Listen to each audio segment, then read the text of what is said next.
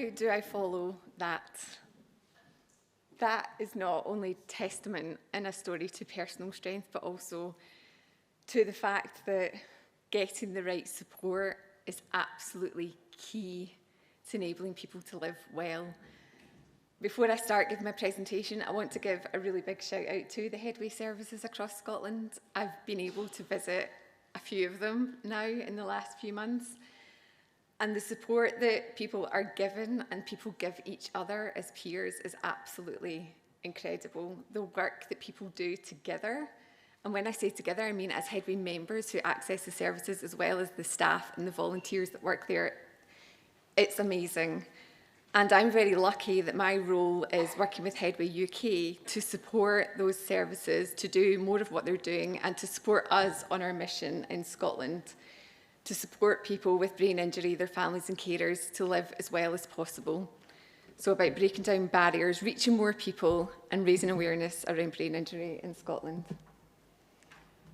I'm just going to give a very quick rundown of who Headway are. I'm sure lots of you are super familiar with Headway, but I'll just give a rundown to make sure we're all familiar. So we are a UK-wide charity.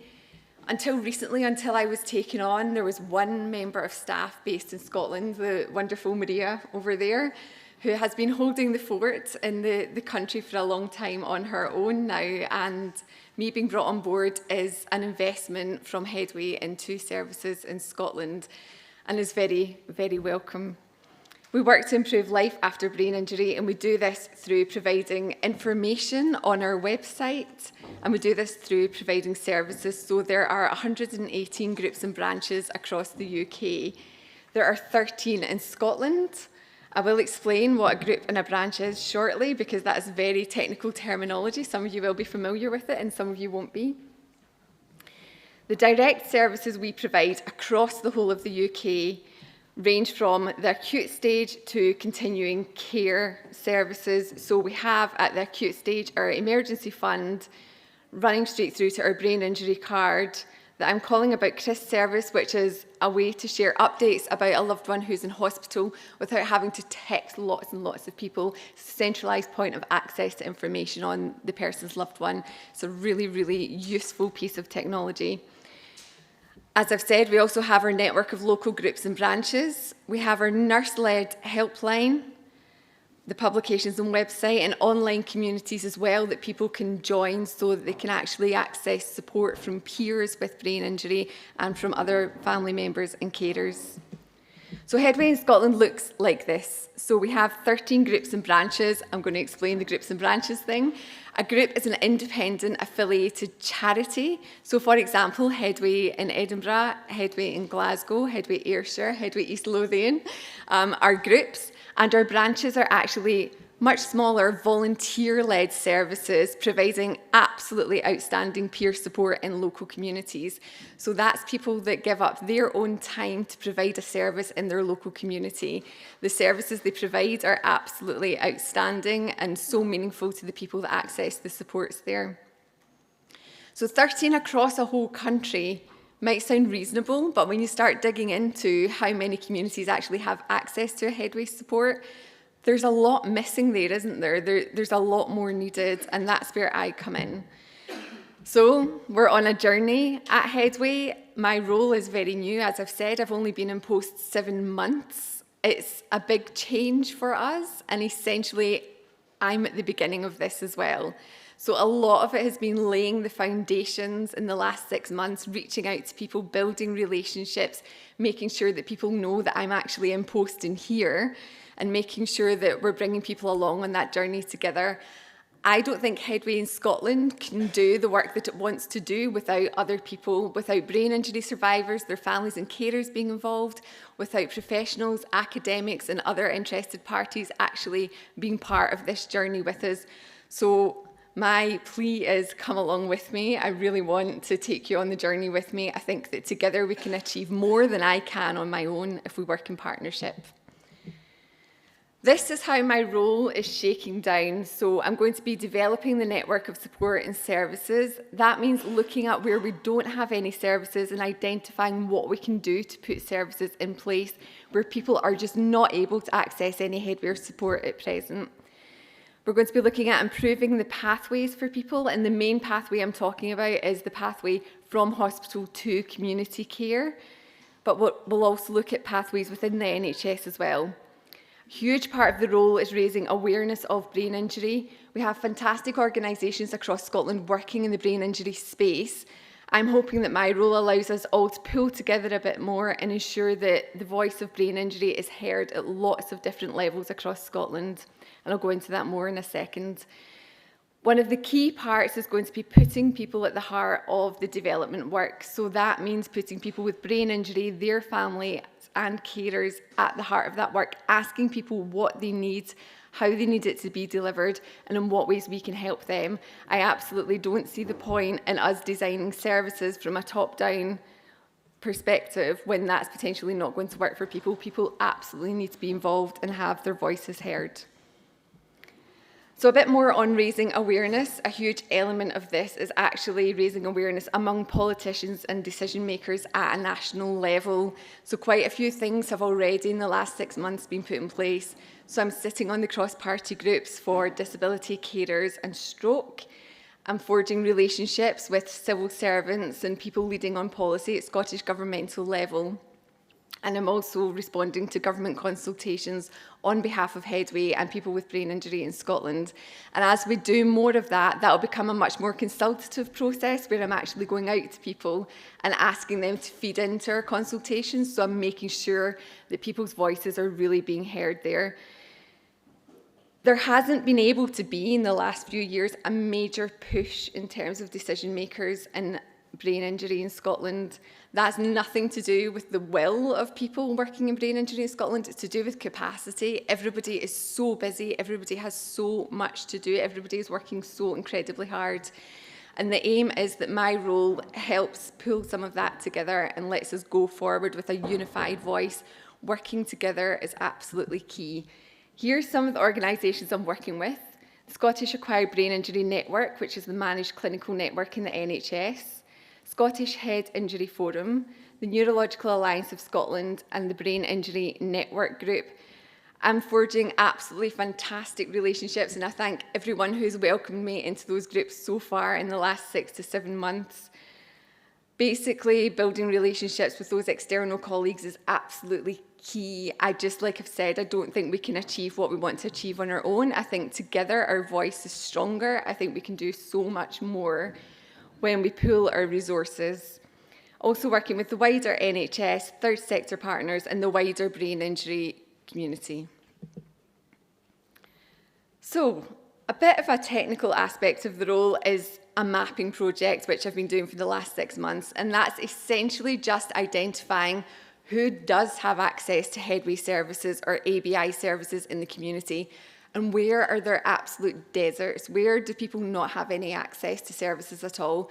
Where are people not getting that support that Craig was talking about? Where are people struggling? Where are people going from hospital to home into their community without actually getting the support they so clearly need and deserve to be able to live their lives well? So I've been identifying those gaps in service provision and geographical gaps, and I'm making recommendations around where we should really be going in the future geographically, but also what we need to focus on in terms of how we provide better support to people going forward. Do we go down a route where we provide people with more self-management support so people are empowered to manage their condition in a way that suits them? Do we support in specific areas, like in the justice system, for example? So there's a lot still to be done on that, and I'm giving very broad brush strokes at the moment in terms of the directions we might go in. But I'll also be supporting the development of a strategy for Scotland. Now, not to get you bogged down in charity strategy, but Headway is developing a 5-year strategy at the moment for the UK, and will ensure that the strategy is actually trickled down into a Scotland-specific strategy. So we're meeting the needs of brain injury survivors in Scotland. We're not just taking a UK-wide strategy and kind of plopping it into Scotland, because that just won't work. We have specific needs in Scotland. We have a different landscape. We have a different legislature. So we need to make sure we're getting it right. So I've talked about improving pathways, and the pathway that I said I was talking about mainly was the community-based services pathway, and we want to make sure that we're supporting more people from hospital into community-based services run by the third sector. Obviously, I'm going to be focusing on Headway services. So that means building relationships with local NHS services, really getting in there and highlighting what Headway can offer to people and ensuring that people know about Headway at that point of being in hospital. So many people I've spoken to so far have said that they didn't hear about Headway, they didn't have the knowledge, they weren't told about Headway when they were in hospital. And again, that's not down to people not wanting to tell people about Headway, it's down to capacity, it's down to awareness raising, it's down to us having a better presence in those spaces. Some of our Headway groups, such as Edinburgh, for example, have great presence in the local NHS services. Others just don't have the capacity, and we need to improve on that to make sure more people actually get access to the services we run. So in summary, I'm going to be raising awareness, improving pathways, developing services, and developing that Scotland strategy, but all of that absolutely has to put lived experience at its centre.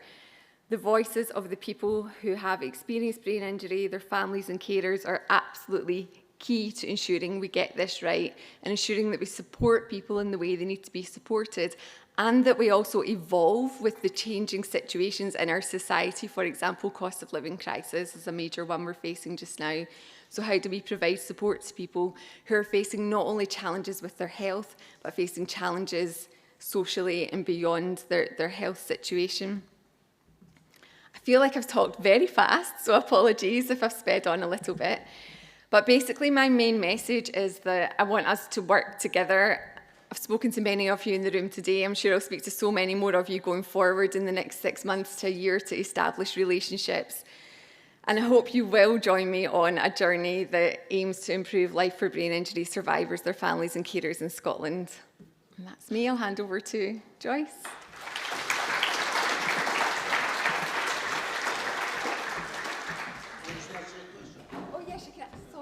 Of course you can ask a question. Not like Greg, Edinburgh Headway is like my family. It's my safe place. And they've literally saved my life. They're all amazing. I love everyone in it. It's so good to hear. It was great to hear from Craig and it was great to hear from you. Thank you so much for sharing that experience. And I don't think we can overestimate the importance of being able to access really good community-based support. So, yeah. And well done to everybody at all the Headway services across Scotland. Thanks.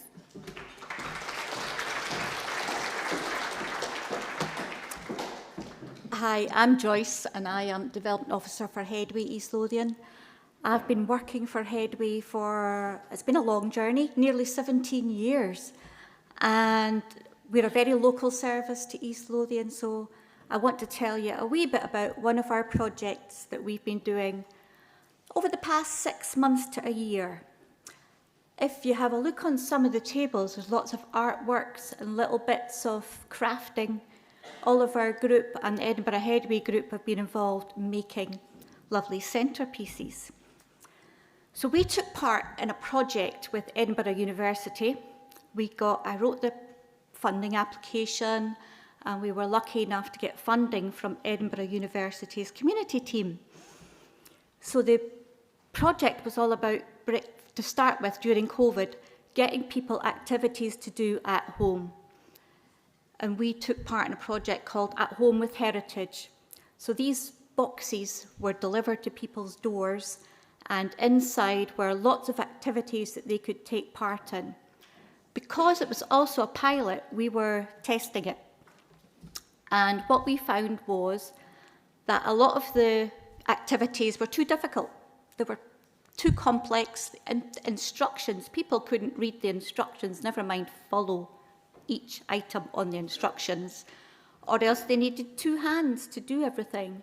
And they didn't often have the use of 2 hands, or they didn't have a carer or a family member to come in and help them do these things.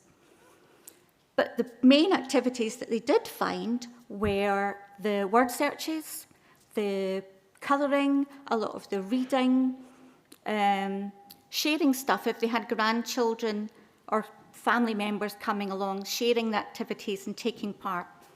So it was great to get people together doing the same activities and then maybe joining in on Zoom to tell us about that. But it needed to be simplified and less activities. There was sometimes there was 6 or 7 activities for 1 month, whereas one activity would have been plenty to last throughout the month. So that's where it started, our project with Edinburgh University. So we took it further. Our project was active engagement for brain injury rehab. So we decided as a group, all our brain injury members and their families and carers wanted to do more and to experience more. They gave me a whole list of things that they would like to do and places they'd like to go and things they'd like to see. And then I have to somehow bring it together to make it a funding application that somebody's going to enable us to do all this. So this was to enable and support all our brain injury survivors and their carers to actively participate in learning, education, heritage and culture. So that was the active part, was the main part. So to get people doing stuff at home, in our Headway groups and out in the community. So we made lots of links with Edinburgh University departments and went out and about visiting people. And we're still doing this. We're still going to Edinburgh University departments. It's amazing what you can find out, who you can meet and what you can go and do. And it's worked out an awful lot less expensive than you would think, because people are so welcoming and so willing to help you access activities that in Edinburgh University have a great community team that you can access almost everything free. So I would well recommend it. So we made contact, first of all, with a lovely lady called Ruth Ann Baxter, who has been our kind of mentor.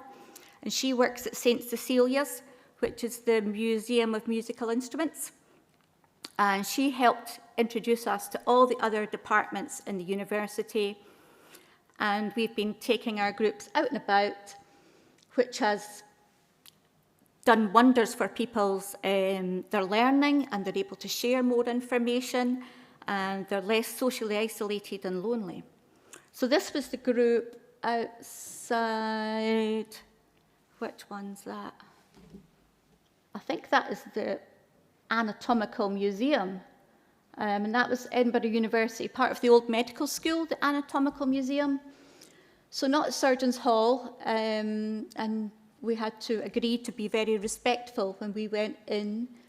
It's the students still, the anatomy students still use the department for their studies, and there was no photography or anything allowed, but it was, the curator was amazing. He did such a good job explaining things to us and showing us around. And then we carry on to take that further and learn things about our own bodies and minds and how things worked. So you always have to decide why is it needed? And people were, as you know, through everything. There's a wide range of reasons why people join Headway. And people like to do lots of things. And one of the main things is raising awareness of Headway and brain injury. And the lovely Fiona is a very determined lady, one of our brain injury survivors. And she took it upon herself to want to promote aphasia within brain injury.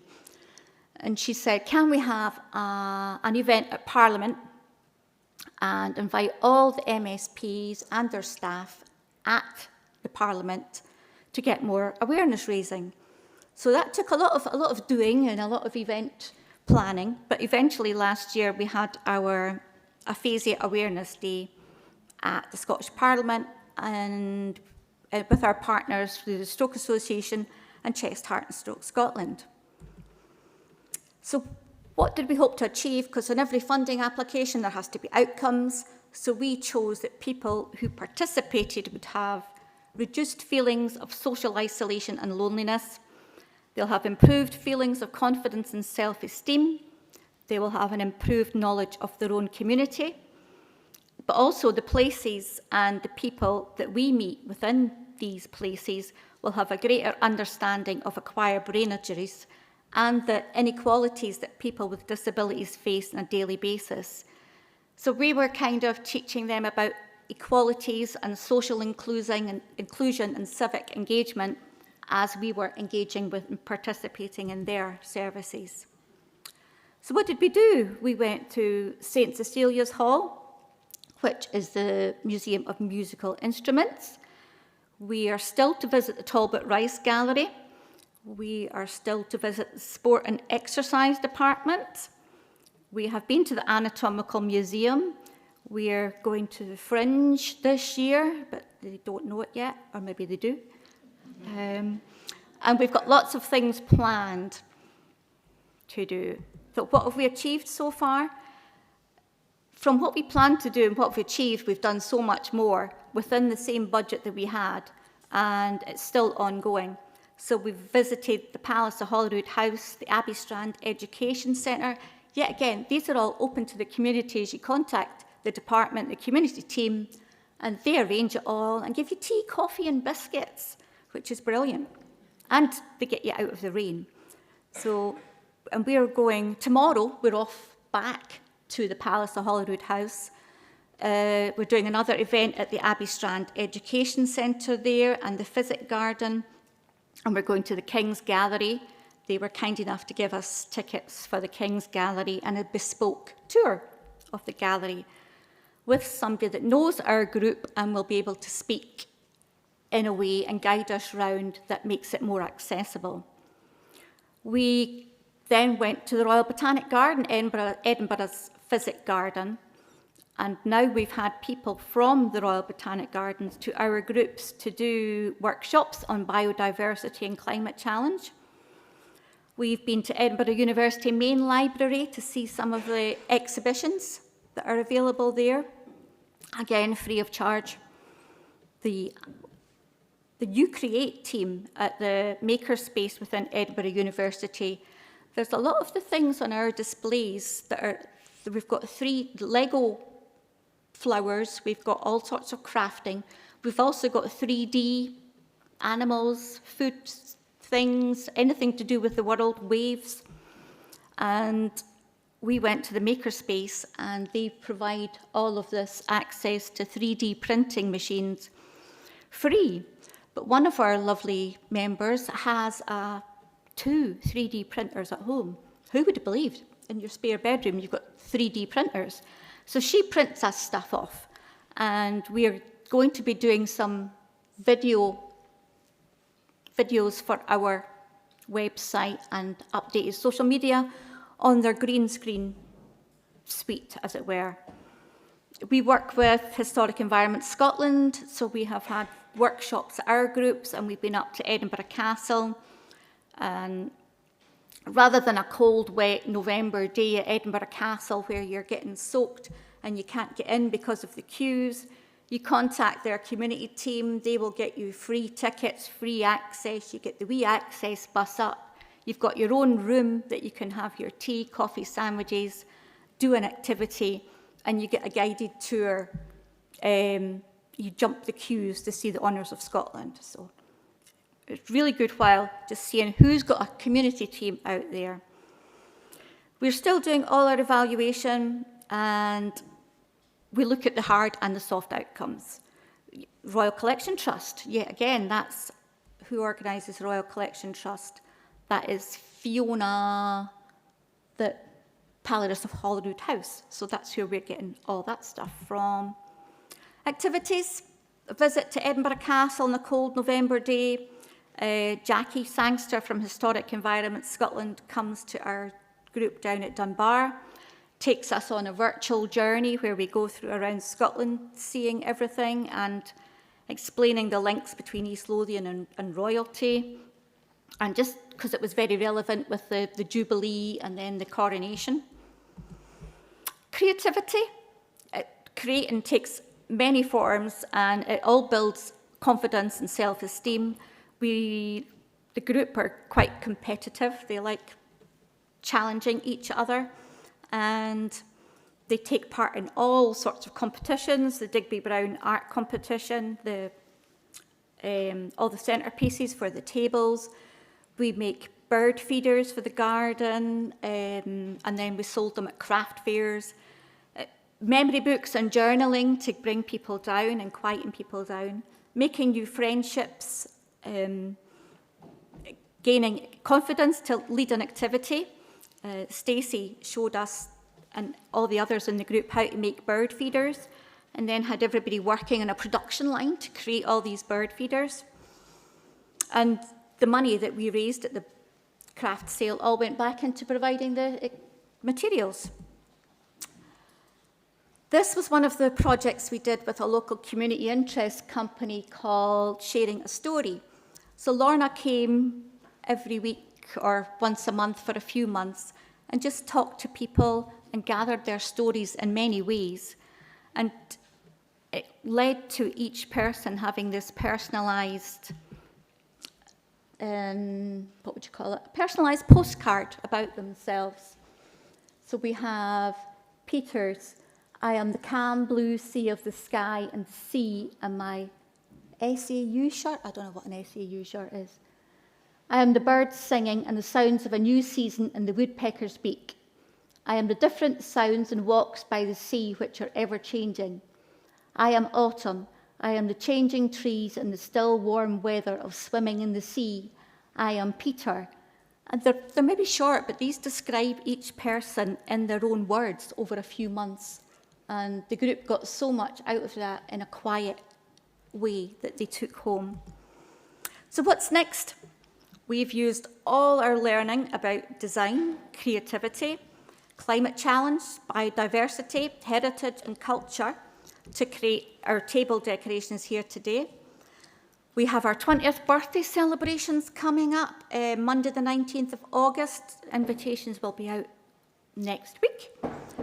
This is Gillian from Her Banana. With Her Banana, we work with Roots and Fruits, another local charity who provide access to fresh fruit and healthy veg every week, free.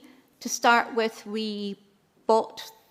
Headway East Lothian bought all the stuff from Roots and Fruits, and we would sell it to our members. We were not for a profit. There was still things left over at the end of the week. We thought, how can we manage this better? So we decided, we'll make it free. We'll make it free. And if people want to put a donation in the tea and coffee jar, they're very welcome to do so. And now we actually make more money in the tea and coffee jar than we would if we charged for the fruit and veg. So it equals out, because people that think, oh, I can afford to pay a wee bit more for that, so I'll put that in, balances the person that can't afford it. So it all works out, and people have access to fresh fruit and veg each week. We've got more visits planned to Edinburgh University departments, more outings. As I say, we're off tomorrow to Holyrood House. The end of the month, we're off on our mystery trip. But I can't tell you about that one. We've got more partnership working and engaging with our community, and it all helps build resilience, get people back out there and into their local communities, meeting new people. And if people find themselves too busy and got a too wide, a diverse group of things to do that takes them out of the Headway group, that's great, because that's them moving forward, and that's what we like to see. So it reduces social isolation, improves life after brain injury, and we make people smile, hopefully, as Gillian shows. And that's it, that's me. And that's our Headway group.